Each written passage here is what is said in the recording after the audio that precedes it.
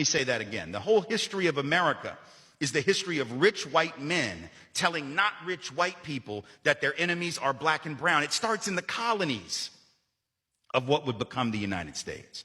Let's remember, during the colonial period, mid-1600s, there was no such thing as white people. I know some people who are now called white find that shocking, right? Because they think whiteness is real, right? But whiteness was created. Europeans didn't call themselves white. We didn't call ourselves white. We weren't all members of one big happy family. Are you kidding? Have you studied the history of Europe? The history of Europe was about killing each other. That's what we did in Europe. We just killed each other before we figured out there were other people to kill. We just killed each other, right? I mean, that was the history of Europe. The English hated the Irish, right? Northern Italians didn't even think that Southern Italians were Italians. The Germans hated everybody, and everybody hated their ass right back, right? There was no team called white, no race called white, but all of a sudden, in the middle of the 1600s, there was. Why? Why was it suddenly necessary to create this thing called the white race? Well, because rich people can count, that's why.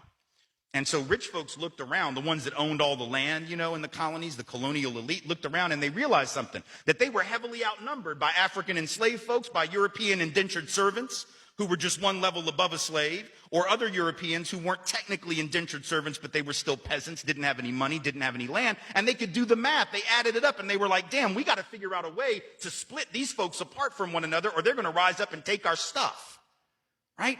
Because after a while, these black folks who were enslaved Africans and these quote unquote white folks who were poor Europeans are going to figure out they're all getting played by these rich people, right? So ultimately the rich figure out they got to come up with some way to get somebody in that group on their team. The easiest thing is to get the poor Europeans, right?